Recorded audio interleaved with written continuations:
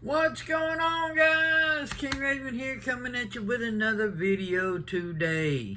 So I have not done a head-to-head comparison video in a while, so we're gonna do a head-to-head comparison, but it's not really a knife to a knife. It's more like a knife model style to a knife model style. You'll see what I'm talking about in a minute. But before we get into the head-to-head comparison, let's do a quick wrist check. I'm wearing the Phobos Eagle Ray compressor dive watch. This is the green, so it's a lighter, well, it's still dark green, but it's lighter in the center. Goes to real dark green, almost black around the edge. Compressor style watch, so it's got that inner rotating bezel. Love it. Awesome. One of the best compressor dive watches out there, in my opinion. So let's flip this camera around and check out this head-to-head of these knife models. Okay, guys, so we're going to do a head-to-head of two extremely popular models, and they happen to be two of my absolute personal favorite. As you can tell, that's why I've got multiples of each of these models in my personal collection. We're talking about the Hinderer XM-18 3.5 inch and the Spyderco Paramilitary 2 or PM2. Alright, one reason why these things are so popular is not only are they an excellent knife, but you can get them in so many different variation configurations. You can mod them, so you can really get the exact model and variety and aesthetics that is exactly what you want with these styles of knives. These are very comparable in size, so let's do a quick run through of what we have here before we sort of get into like a little comparison between the two. So up first, right here, this is the Hinderer XM-18 3.5 inch, but if you notice the S, that means this is the skinny, okay? So skinny, thinner scales, thinner blade stock, so it just makes it an overall thinner knife in pocket. This is the Hinderer XM-18 3.5 inch skinny no-tool slicer. Titanium on this side, the blue-black G10 on this side. This is in M390, okay? And it is one of the tri-way, as you can tell by the emblem on this side. Skinny on this side, tri-way emblem on this side, so you know you're dealing with a skinny tri-way XM-18.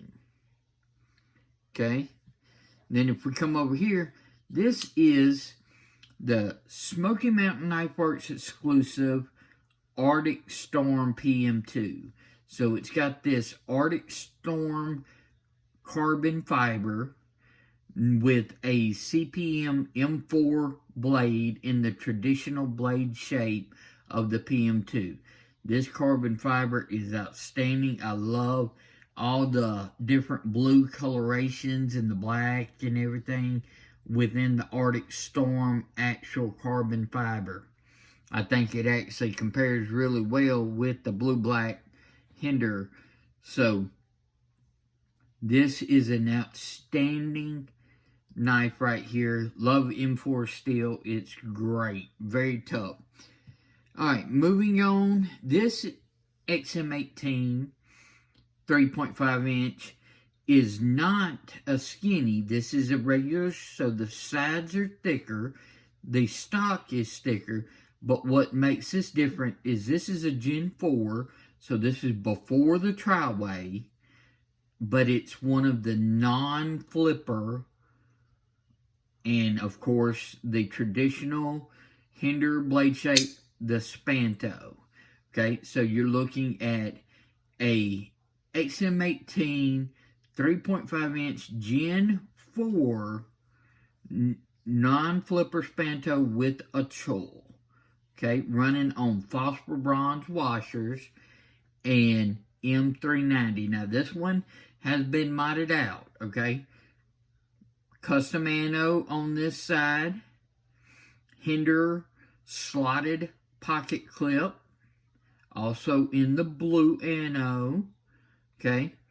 We've got the battle blue textured warthog with bronze titanium scale on this side. And then, of course, just the Spanto M390 blade. And like I said, it's running on phosphor bronze, but it's has broken in so well. It is super smooth. Excellent action for something that's running on phosphor bronze.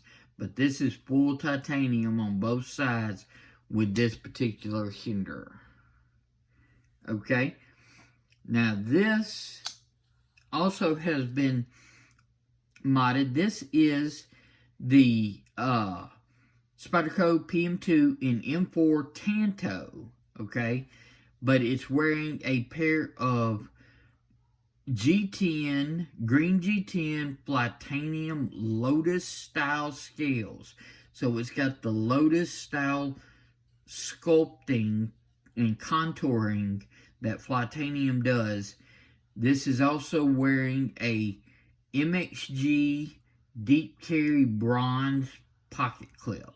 So bronze titanium deep carry pocket clip, green Flytanium Lotus G10 scales with the M4 Tanto blade on this Spyderco PM2. Alright, now this is an Hinderer XM-18 3.5-inch. It's another non-flipper, but this does have the tri-way. So this is the new tri-way, as you can tell by this little emblem right there. This one's running on bearings. This has the orange textured G10 with the satin titanium on this side, the slotted pocket clip as well, okay? This, with it being on bearings, the action is just outstanding. The phosphor bronze of this one is very smooth. This is very drop shutty and everything. So you're looking at very good action. Flies out. This has the choil. This is a Spanto as well. This is also an M390. Okay, so this is the Gen 6 tri-way non-flipper Spanto. And this is another modded PM2. This one is in S110V. It did used to have like the Blurple scales, but I swapped it out for these Flytanium Lotus titanium scales. So we're looking at the Lotus pattern in full titanium backspacer, okay, with a MXG milled titanium pocket clip. So MXG milled titanium pocket clip, Flytanium titanium scales, titanium backspacer by Flytanium, and an S110V blade on this. I love this PM2. This just came out outstanding. Okay? So these are the knives that we're sort of doing a little comparison. And that's what I was saying. With these, and there's so many other variations. This is just scratching the surface of the variations of this one and this one. You can get flippers that are not skinnies. You can get different blade shapes, like the slicer, like the Spanto, like the harpoon Spanto, just the Warren Cliff. There's many different blade shapes. You've got the regular blade shape. You got the Tanto blade shape. You've got M4 steels, S110V steels. You have a variety of S45EN is the base model, and lots of other steels available in the PM2. You can get carbon fibers. You can get different G10s that are sculpted, titaniums, titanium scales here. These are literally like Legos of the knife community, both of these models. That's why I think these are such a comparable, okay? They are very comparable in size, very comparable overall dimensions and carry. So you are looking at very similar. So if you want this size of knife, both of these models are going to fit that scale. It's just whether or not you want in the Spyderco range or the Hinderer range. Now, these can vary starting off in the upper, like 160-ish. You might find some 150 and everything, but they're usually up above that, closer to the 160, 170, and into the 200s, depending on the model and everything that you choose, okay? So you're looking at between, let's just say 175 to about 250, depending on the actual model and what you want on it. Now, if you start to customize, you're going to go up in price there as well. These start, the XM-18 3.5 inch start at $425, all right? And then if you start customizing, you're going to go up from there. So you're looking at a little bit different price points. Basically, if you boil it down to it, you're looking at one of these, you can get two of these for one of these, okay? So it just really determines what is your taste. Fit and finish on all of these are awesome. USA made on this in Golden, Colorado.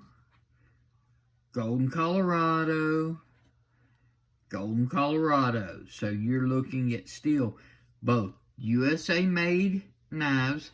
These are made and everything, I want to say, in Idaho. I believe that's where Hinder's based out of.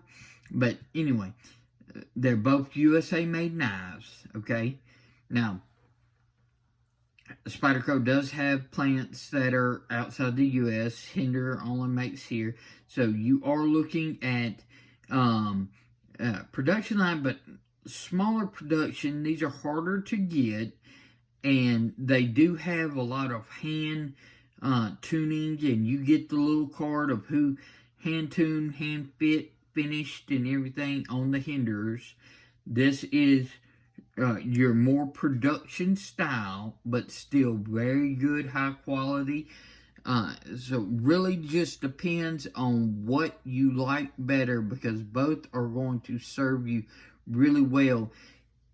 You can get these with tools, so you have very similar ergonomics as far as you can choke up with the PM2s. You can choke up with the Hinderers. The overall handle, the shape is different, but you're looking at very similar in length. So the feeling in hand and everything is slightly different on each, but you're not far off from each other. The blades, they are very similar in cutting lengths and cutting capabilities.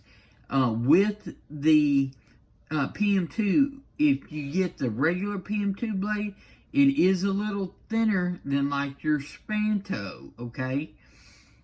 That's where the skinny, no tool slicer would come more into comparison of your regular PM2 blade.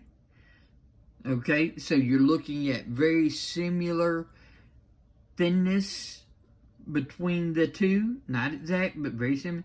And for the Spyderco and the actual PM2 Tanto, the PM2 Tanto is a little bit thicker towards the top here because the grind is not quite as tall, but it's really hollowed out and everything, so it does become very thin, where the Spyderco has a different grind on it. It still becomes thin and slicey.